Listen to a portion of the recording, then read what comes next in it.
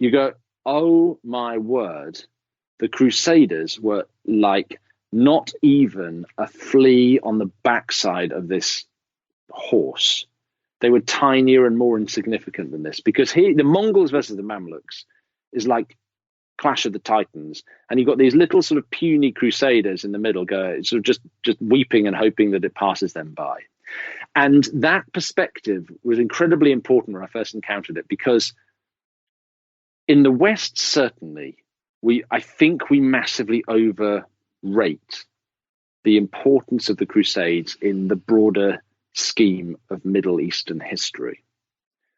Because in the grand scheme of like the Sunni Shi'ite sectarian divide, what are the Crusades?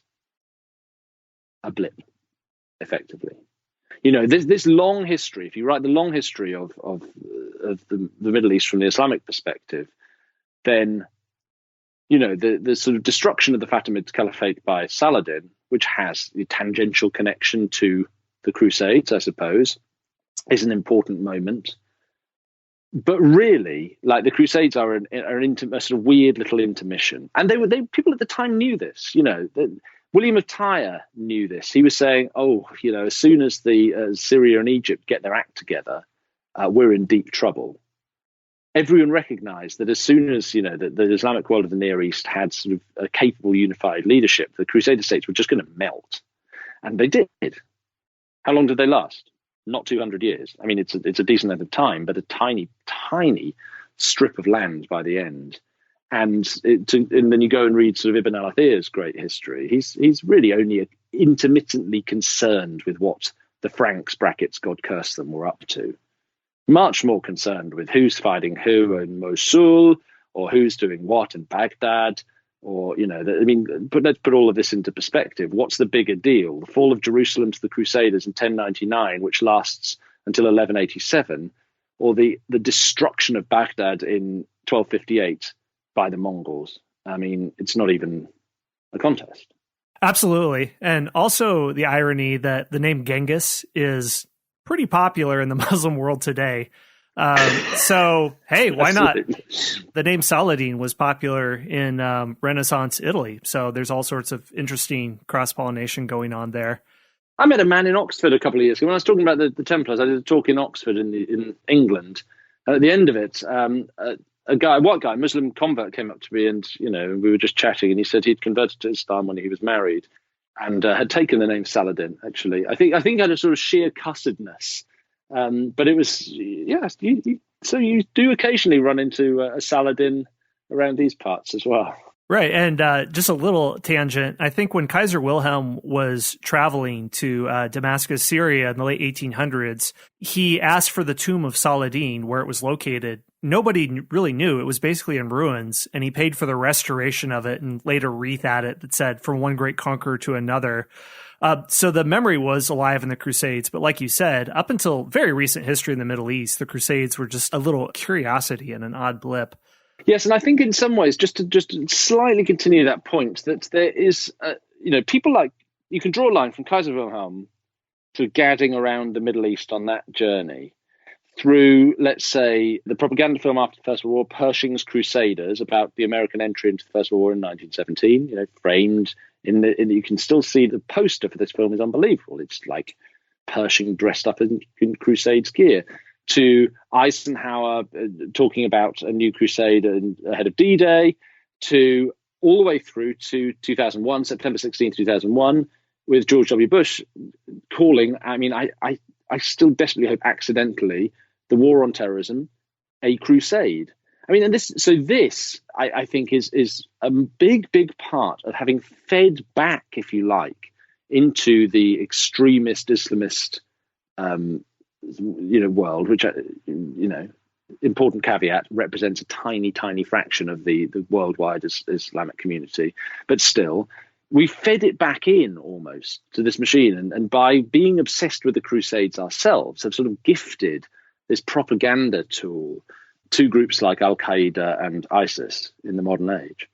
Well, something else that you focus on, I'm curious about, is the material culture of the Crusades, of archaeological finds at the Church of the Holy Sepulchre and other places. I wasn't aware of what new discoveries have been found relating to the Crusades. What have you found in your research?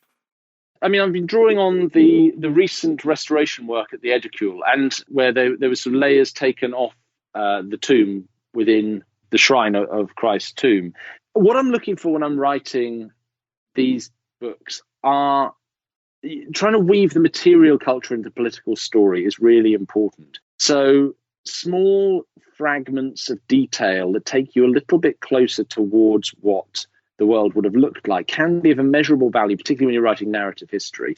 I mean, a better example than that, weirdly, that I got slightly obsessed with was the Melisson Psalter, which, although, we've known about the Melisson Psalter for a long time, this is a glorious book held in the British Library in London that was produced probably, hence its name, for Queen Melisande of Jerusalem, probably, although this is less certain, by her husband Fulk, with whom, King of Jerusalem, with whom she sort of fought and then was reconciled, but managed to set up a proper co-monarchy between the two. And the Melisson Psalter, I mean, really, this is the stuff of art history rather than, conventional political narrative history. But once you start to, and the great thing about the Melisson Psalter is anyone can now look at it. It's digitized in the British Library collection for free. But this beautiful thing, the product of craftsmanship within the compound of the Holy Sepulchre, the work of several hands, all of them masters, bound between extraordinary ivory covers. I mean, in a single object tells you about the opulence of this Crusader kingdom, as well as implying some interesting things about the relationship between the woman for whom it was probably made and her husband. Then starts to point you towards the broader sort of reconstruction of Jerusalem under Melisande, second generation Crusader colonist / settler after the First Crusade. And it's those small details that I think you need as a narrative historian to build texture into your history, because one of the things you've got to remember when you write narrative history as opposed to academic history is that this is something that has to feel living on the page, and you have to be able to draw readers in with a sense of the texture and the color of the time. So those are the sort of things that I'm always looking for.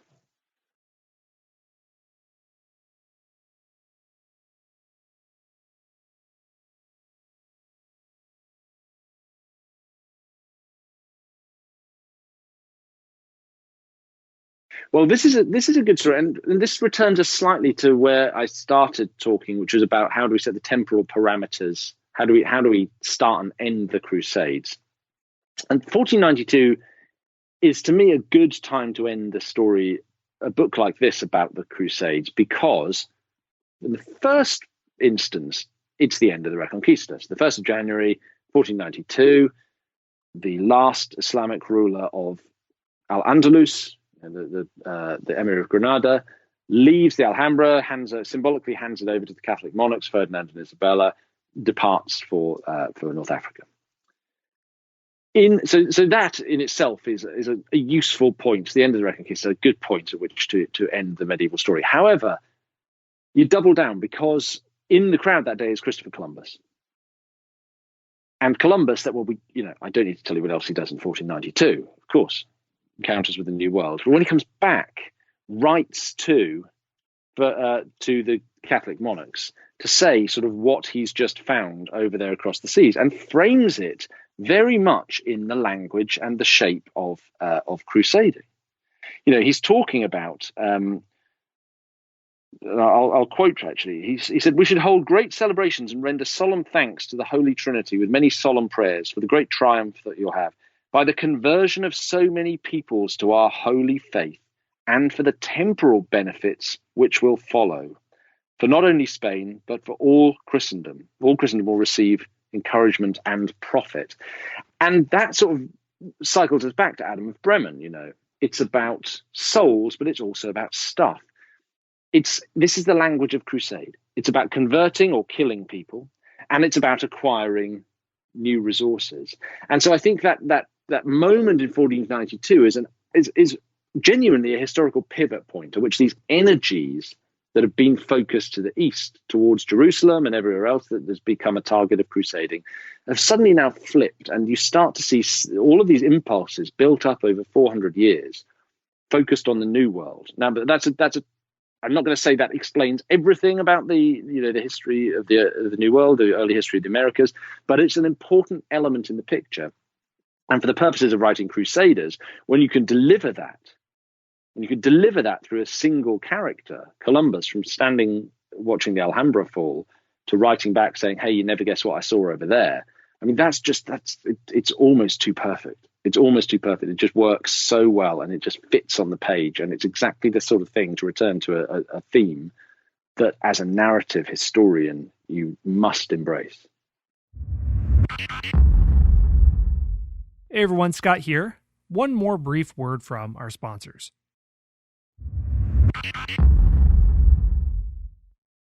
That is interesting, with looking at Columbus as having these lingering elements of crusader mentality. In his diary, he refers to certain hills resembling mosques, I think, which Turkey's president famously misinterpreted to say that Columbus actually saw mosques in the New World, proving that Muslims discovered it centuries beforehand. So this is the political age we live in, people.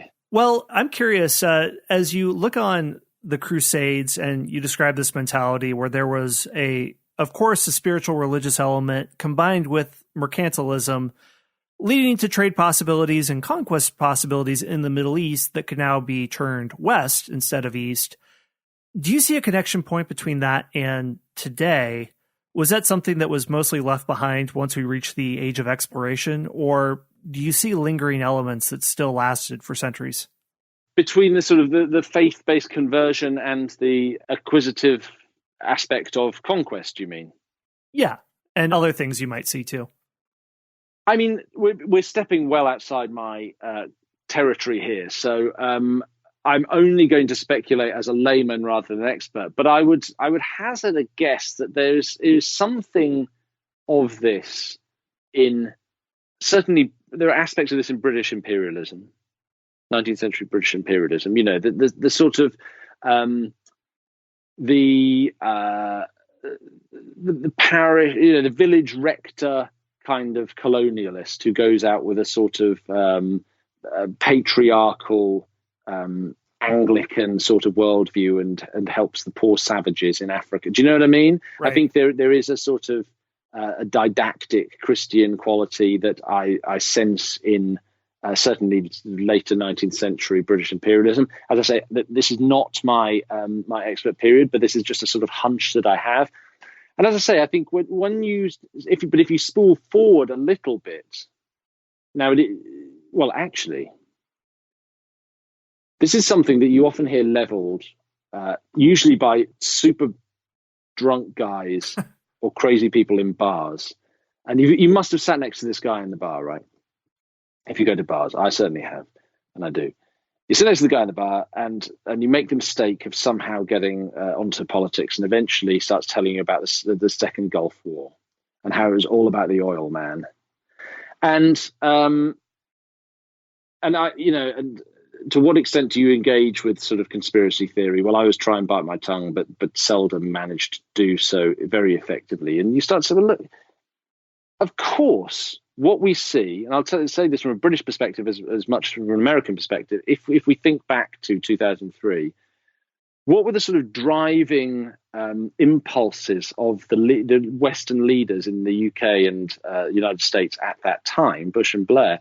Well, it was a sort of weird mix of this faith-based belief, both in Christian values and in quote unquote democratic geopolitics, that allied, as we sort of later have really been forced to admit, with some pretty unsavory